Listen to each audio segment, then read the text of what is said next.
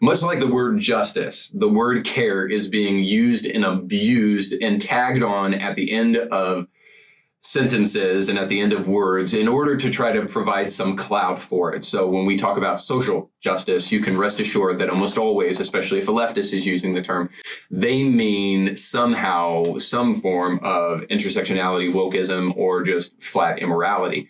But like I said, care is also being used and abused by the woke radical left today because they just hate the English language and they'll destroy whatever they can in service of their agenda, which they usually can't really communicate at the end of the day. But care is being used not only for affirmative care, which is essentially butchering and mutilating people in a way to try to obscure that. But if there are two words in the present that have been used very often in the past that do not belong together and serve as perhaps one of the most barrack and most ironically ridiculous statements on the planet, it is the words abortion care. And those are two words, Joe Biden, not three. Let me start off with two words. Made in America. Abortion care.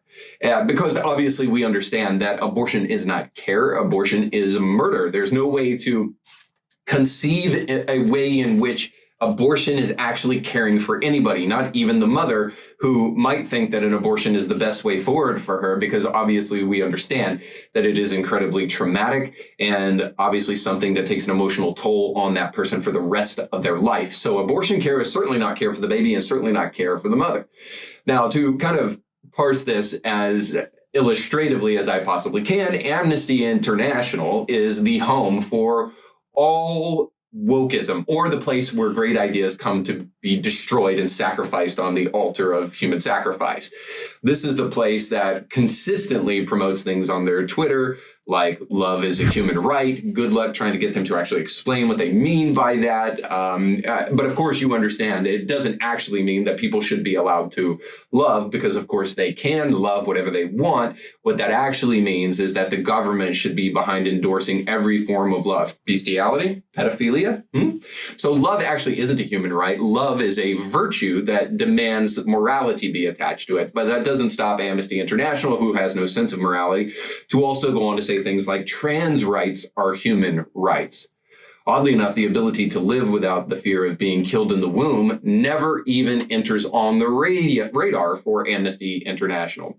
These radicals are not actually interested in real injustice. They're only interested in perceived injustice. But maybe if we could get a rainbow flag for these little fetuses on ultrasounds, maybe it would be a totally different story for Amnesty International. Suffice to say, Amnesty International is a great kind of picture for what the left looks like in America today. And in order to curb the insanity of the radical left, it's going to take an outsider, as it did with Donald Trump. And the reason I gave that kind of illustrative beginning to this final person that came to Iowa is because if there is an outsider that has really sparked my interest as a result of what took place at this Family Leadership Summit, then it is Vivek Ramaswamy.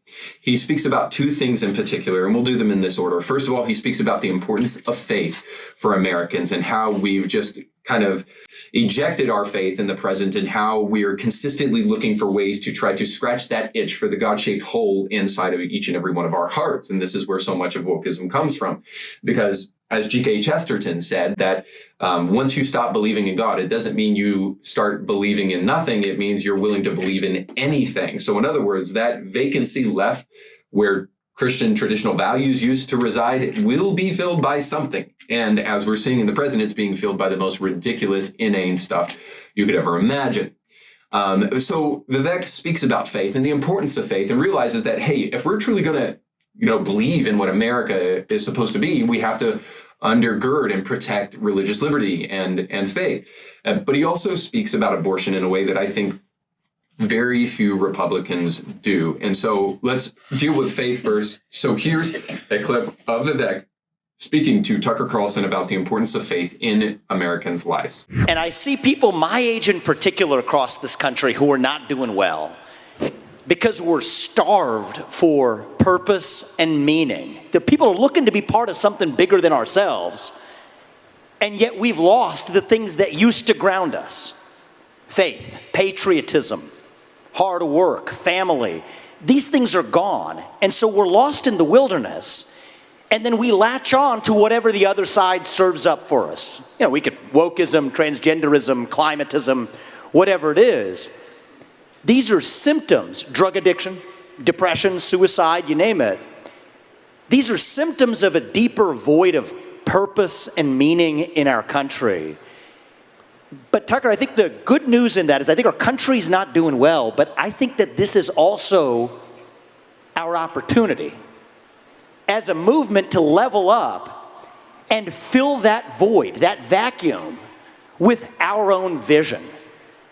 Individual, family, nation, God. When I talk to young people about this, they're more interested in that than they are in race, gender, sexuality, and climate. And so now we got to start running to something as Americans, and if we do, I'm confident that our country will be doing well again. Does that sound like somebody you know? Of course, I hope it does. If you've been watching the show at any length of time, you know that I speak about this a lot. Transgenderism is perhaps the greatest illustration that I can come up with right off the cuff, which is that ultimately somebody redefining their biological sex to match their gender, quote, identity is nothing less than a symptom of a desire to be noticed, a desire to want people to care about you and to try to put some meta-narrative underneath the way in which you feel in this world, since you lack the kind of meaning that would come from traditional family values and from faith.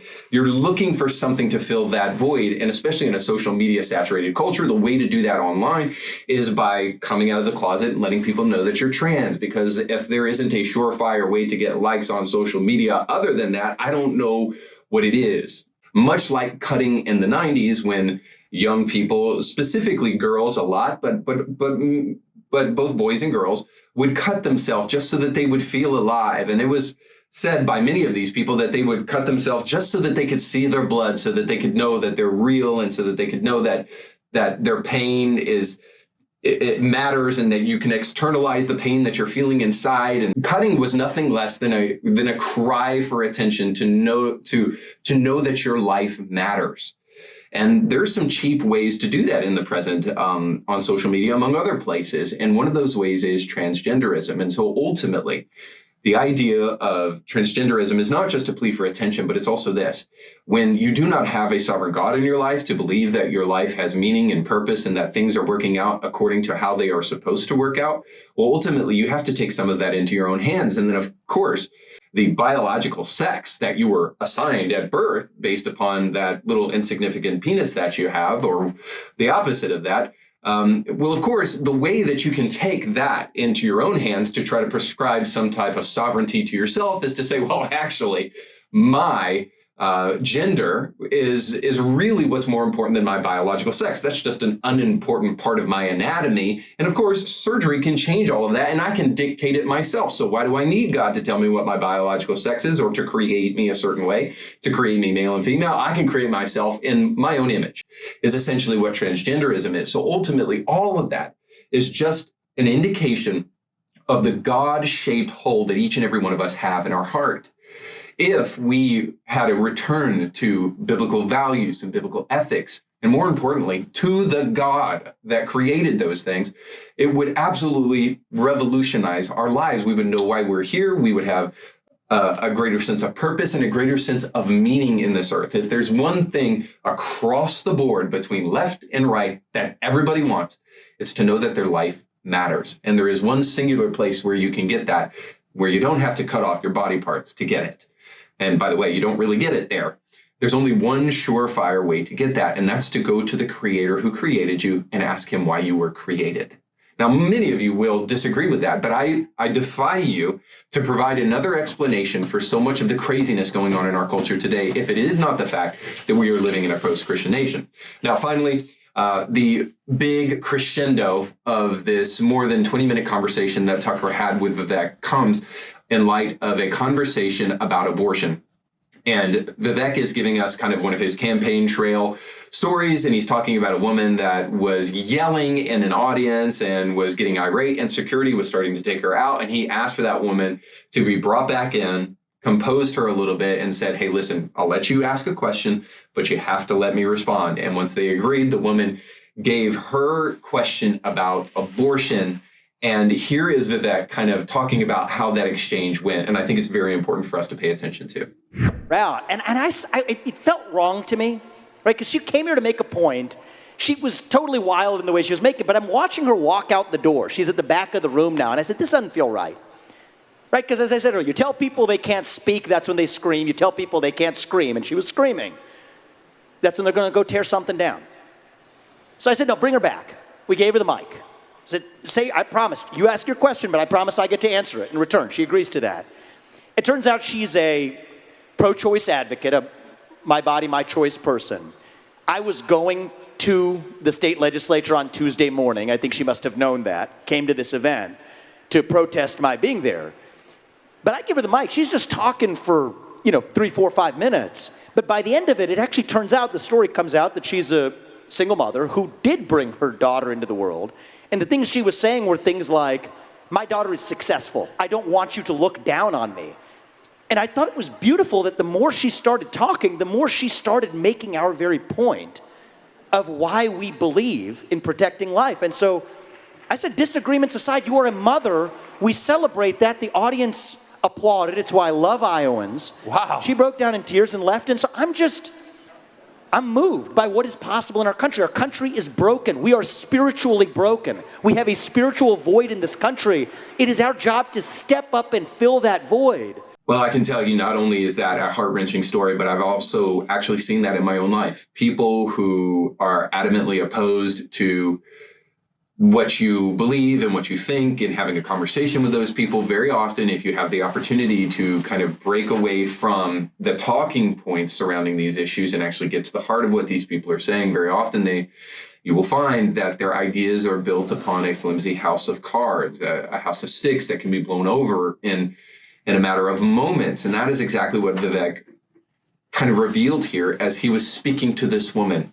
Not only is this a great reminder of how important it is to have conversations about life and about how important it is for Republicans to stand up on the subject of abortion, but also this is more broadly an indication of something that I think we are so desperate for in the present, which is just this: a candidate running for president that can actually be a coherent thought leader. Our standards have gotten so low in the age of the sexual revolution, where you're supposed to have sex with whoever you want because STDs, I guess, are some litmus test for the truly free republic, that we no longer are really that interested in whether or not a president can actually be honest. So can we get to the place where the litmus test for our president is not co-signing all of our sexual pleasure, but actually a president who can be honest about issues, maybe even if we disagree with them? Can we end the showmanship for president and just get real with each other? I mean, it's been so long since we had a president who actually did this that it's really refreshing to see Vivek, who is obviously an outsider, get up and actually be honest about where he actually stands on this issue, even in the face of opposition. Furthermore, can we get back to picking the man that is best suited for the job? And that's a person who can persuasively and intelligently answer basic questions. We've swapped that simple test for a D or an R. Now, I get it. On certain issues like the issue of abortion, we cannot afford to vote for the person who has any interest in making sure that a person can eliminate a child in the third trimester of pregnancy, the second or the first. So sometimes we're relegated to this. I get it. I know these issues matter, and I don't wish to minimize them. I am just simply saying this, that we have fallen a long way from the place where we actually have intelligent communicators, persuasive personalities, and people who can coherently discuss subjects, even if you disagree with them. We've fallen so far from that we are now voting for decaying men from Tales from the Crypt and orange men that tend to get people angry no matter what side of the aisle you're on. So I get it. Some of you love Trump, and there's certain things about Trump that I love too. But wouldn't it be nice? Wouldn't it be refreshing to have somebody who can speak coherently and effectively and stand for the things that actually matter, the things that represent your values and the things that should represent America. I think Vivek did that wonderfully, and we'll continue to see others, hopefully, like Ron DeSantis, do that as well. I can't wait to see how this thing all shapes out, but I know this. If we demand better, perhaps we can have better days in the future. And I believe that for you and for me. If this was meaningful to you and it helped in any way, please comment down below. Don't forget to like, share, and subscribe.